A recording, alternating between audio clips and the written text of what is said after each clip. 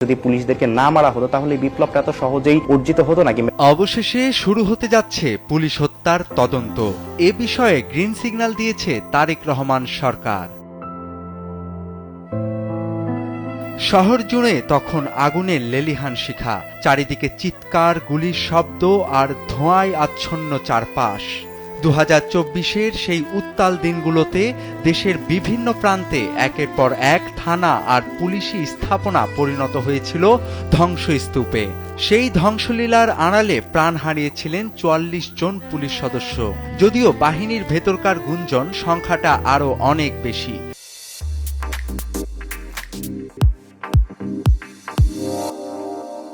দীর্ঘ 1.5 বছর ধরে বিগত অন্তর্বর্তী সরকার পুলিশ হত্যার কোনো তদন্ত হতে না দিলেও নতুন সরকারের নির্দেশে সব ঘটনার তদন্তে মিলেছে সবুজ সংকেত। পুলিশ সূত্র জানিয়েছে, আন্দোলনের সময় যেসব থানা, ফাঁড়ি ও অফিসে হামলা হয়েছে সেখান থেকে লুট করা হয়েছে বিপুল পরিমাণ অস্ত্র, ধ্বংস করা হয়েছে পুলিশের যানবাহন আর পুড়িয়ে ফেলা হয়েছে বহু স্থাপনা। শুধুমাত্র সিরাজগঞ্জের এনায়েতপুর থানাতেই একসাথে হত্যা করা হয় পুলিশের 13 জন সদস্যকে। এছাড়াও ঢাকাসহ 50টিরও বেশি থানায় হামলা এবং 216টি স্থাপনায় অগ্নিসংযোগের ঘটনা ঘটেছে। যেভাবে পুলিশ সদস্যদের হত্যা করা হয়েছে তা কোনো সাধারণ জনরোষ নয়, বরং সুপরিকল্পিত কোনো মিশন বলে মনে করছেন গোয়েন্দারা।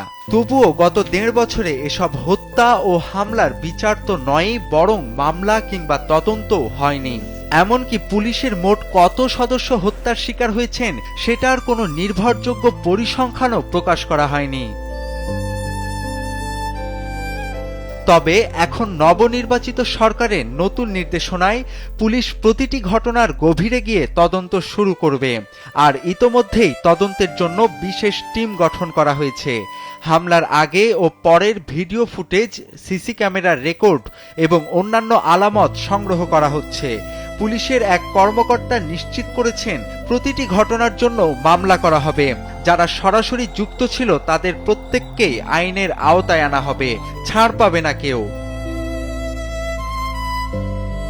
তদন্তের এই গ্রিন সিগন্যাল যেন এক ঝড়ের পূর্বাভাস। রাতের অন্ধকারে যারা তাণ্ডব চালিয়েছিল তাদের দরজায় কড়া নাড়তে তৈরি হচ্ছে বিশেষ টিম।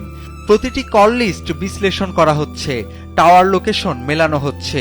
এই থ্রিলার তদন্তের শেষ দৃশ্যটি হয়তো দেখা যাবে আদালতের কাঠগড়ায়, যেখানে মুখোশ খুলে পড়বে পর্দার আড়ালে থাকা ষড়যন্ত্রকারী রাঘব বোয়ালদের।